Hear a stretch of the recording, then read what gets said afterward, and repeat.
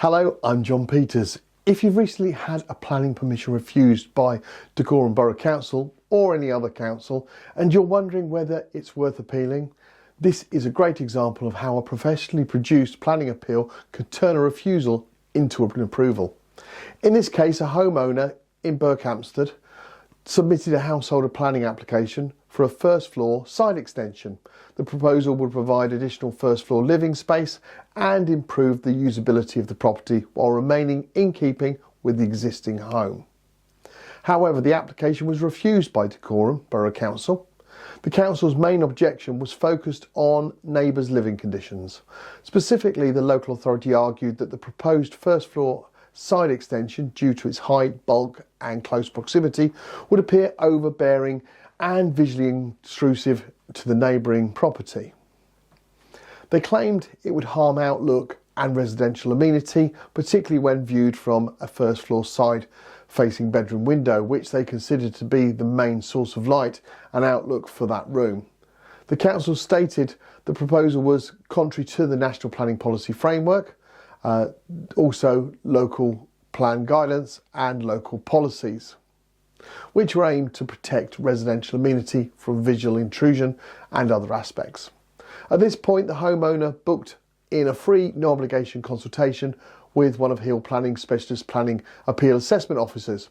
During that consultation, the refusal reason was assessed in detail, along with the proposal, the planning policies and what the council had actually based their decision on. Following the consultation, it was confirmed that the decision could be appealed, and Hill Planning issued a full written proposal so the client can make a fully informed decision before proceeding with any appeal. The appeal was then submitted to the Planning Inspectorate, which is the government body responsible for planning appeals in England. The planning inspector visited the site on the 23rd of October and the decision was officially issued on the 5th of November. The inspector confirmed that the main issue was the effect of the proposal on the living conditions of the neighbouring property, specifically in terms of visual impact. Crucially, the inspector noted that there was separation distance of over 3 metres between the extension and the neighbouring dwelling.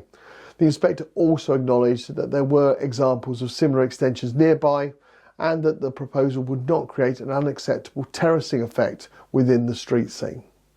The inspector then considered the neighbours' windows facing towards the appeal site.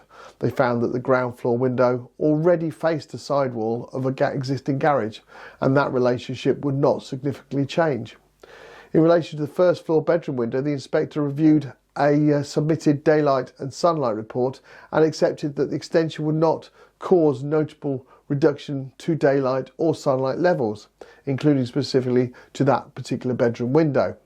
When considering the issue of outlook, the inspector concluded that although the extension would bring the building form slightly closer, the height and mass would be consistent with the existing 2-storey scale of the existing house, and the impact would not be severe or harmful or out of keeping with the surrounding area. Importantly, the inspector also noted that an oblique outlook towards the road would still be maintained.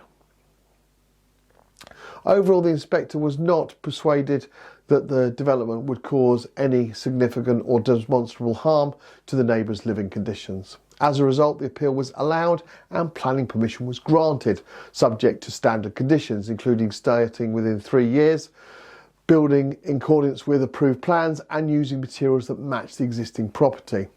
This decision is a great reminder that planning refusals are not always the end of the road, especially when refusal is based on amenity impacts that can be properly tested against policy and evidence.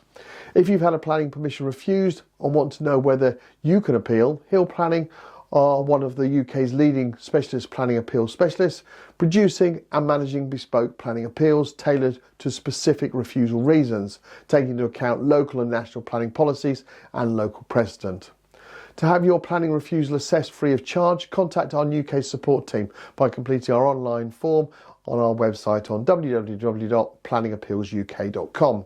Thank you for watching. I look forward to producing yet another case study video very soon. Goodbye for now.